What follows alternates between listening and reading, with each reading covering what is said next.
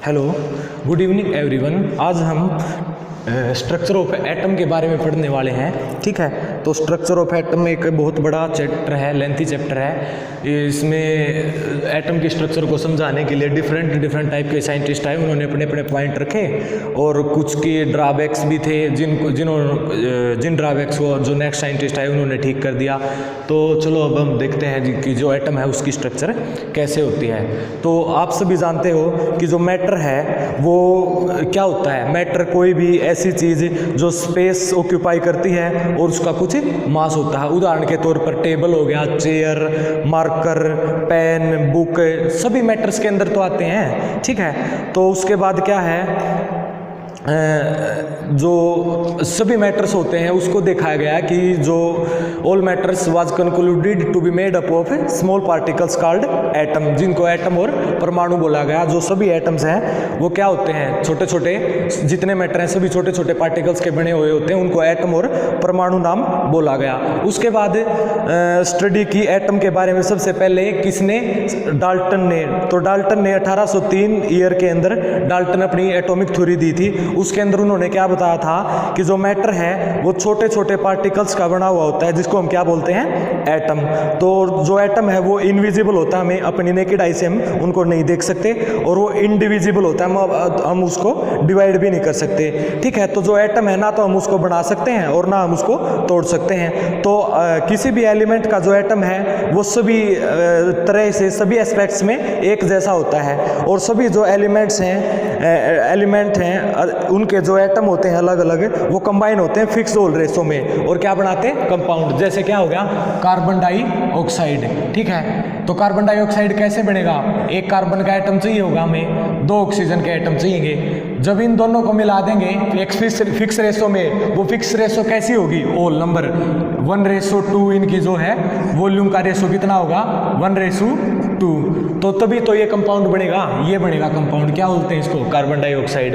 तो उन्होंने बताया, साइंटिस्ट ने, डाल्टन ने, कि अलग अलग जो एटम होते हैं अलग अलग एलिमेंट के, वो कंबाइन होते हैं फिक्स होल नंबर के रेशो में और क्या बनाते हैं, कंपाउंड। ठीक है, तो जो ड्रॉबैक्स था डाल्टन एटॉमिक थ्योरी का वो क्या था, उन्होंने बताया कि जो एटम है वो इनडिविजिबल होता है, हम उसको डिवाइड नहीं कर सकते। लेकिन कुछ टाइम के बाद ऐसा प्रूव किया गया कि जो एटम है उससे भी बहुत छोटे पार्टिकल्स होते हैं, सब एटॉमिक पार्टिकल्स होते हैं, और वो कौन कौन से थे, इलेक्ट्रॉन, प्रोटॉन और न्यूट्रॉन, जिसके बारे में आगे जो डिफरेंट टाइप के साइंटिस्ट थे उन्होंने अपनी अप्रोच दी। ठीक है, तो उनकी जो थ्योरी थी, उनका दूसरा ड्रॉबैक क्या था कि जो सेम एलिमेंट के एटम होते हैं वो डिफरेंट, मतलब एक दूसरे से डिफर बिहेव करते हैं। ऐसा क्यों होता है, तो ये भी एक फेलियर था, एक ड्रॉबैक था उनकी थ्योरी के फेलियर का, किसकी, डाल्टन एटॉमिक थ्योरी।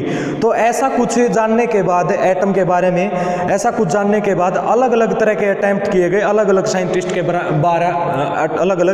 के द्वारा, और एटम जो है उसकी स्ट्रक्चर को समझने की कोशिश की गई। तो सबसे पहले हमारे पास जो थ्योरी आई वो क्या थी, डिस्कवरी ऑफ इलेक्ट्रॉन। इलेक्ट्रॉन की जो डिस्कवरी है वो किसके द्वारा की गई थी, इलेक्ट्रॉन की जो डिस्कवरी है सबसे पहले जे थॉमसन जो नाम के साइंटिस्ट हैं उन्होंने की थी। तो उन्होंने क्या बताया, उन्होंने, देखो ये आपको डायग्राम दिखाई दे रहा है ना, ये इस डायग्राम को मतलब बना करके उन्होंने इलेक्ट्रॉन की डिस्कवरी की थी।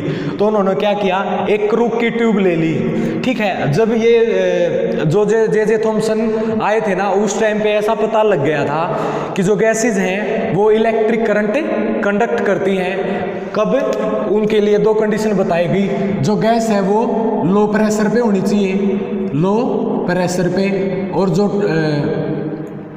गैस के बाद क्या है, जो वोल्टेज है वो हाई होनी चाहिए, जो उसको कंडीशन जिस वोल्टेज पे दिया गया है वो उसकी कंडीशन, दूसरी कंडीशन क्या थी, 2 कंडीशन दी गई।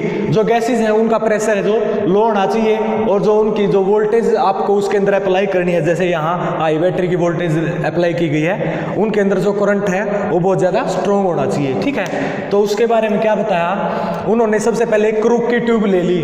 क्रूक की ट्यूब क्या होती है, इसके अंदर दो अलग अलग तरह के मेटल के इलेक्ट्रोड लगे हुए होते हैं, जैसे एक रहा, एक ये रहा और एक ये रहा।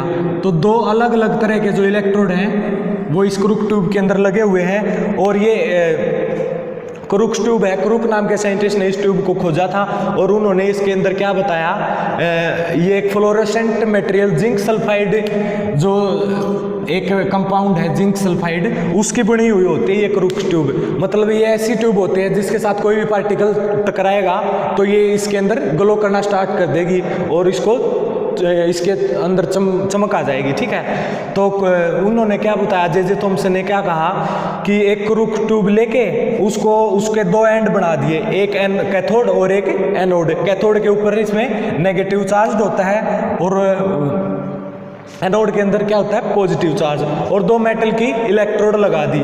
ठीक है, उसके बाद इसको हाई वोल्टेज बैटरी के साथ कनेक्टेड कर दिया। ठीक है, उसके बाद उन्होंने क्या किया, जो एक क्रूक्स की ट्यूब थी इसके अंदर एक छोटी सी ट्यूब और लगा दी। वो क्या होता है, वो वैक्यूम पंप होता है, देखो ये लगाई हुई है। इसका काम क्या होता है, ये प्रेशर को रिड्यूस करने में हेल्पफुल होता है। तो सबसे पहले उन्होंने इसके बारे में क्या ऑब्जर्व किया कि जब उन्होंने, पहली कंडीशन ये थी कि उन्होंने जब इलेक्ट्रिक करंट इस ट्यूब के अंदर से पास किया, इलेक्ट्रिक करंट बहुत हाई वोल्टेज का जब इसके अंदर करंट पास किया गया तो उनको क्या दिखाई दिया कि जो गैसेज है वो तब भी नॉन कंडक्टिंग है, उनके अंदर कोई भी चेंज उसको दिखाई नहीं दिया। जब उसने लगभग 10,000 जो वोल्ट है, 10,000 वोल्ट का जो फर्स्ट टाइम है वो उन्होंने करंट इसके अंदर से पास किया।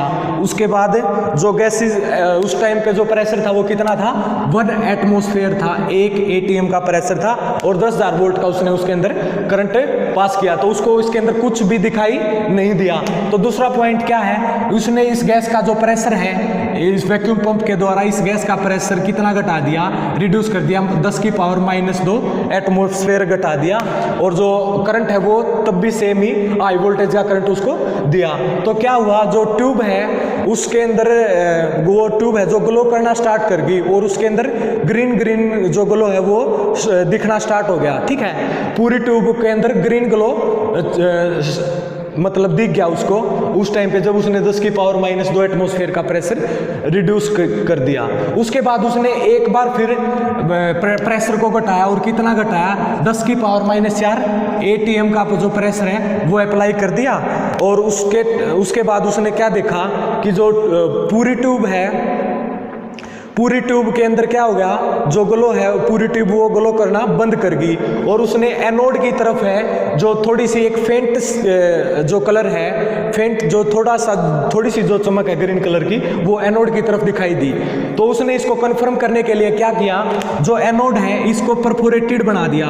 परफोरेटेड मतलब इस जो मेटल की जो इलेक्ट्रोड है इसके अंदर होल्स कर दिए छोटे छोटे, फिर इसके अंदर इलेक्ट्रिक करंट पास किया तो उसको कंफर्म हुआ कि जो ये इसके पीछे एक जिंक सल्फाइड की स्क्रीन लगी हुई है, ये स्क्रीन ऐसी होती है जिसके अंदर कोई भी जो पार्टिकल है अगर जब टकराएगा तो इसके अंदर चमकना स्टार्ट करेगी।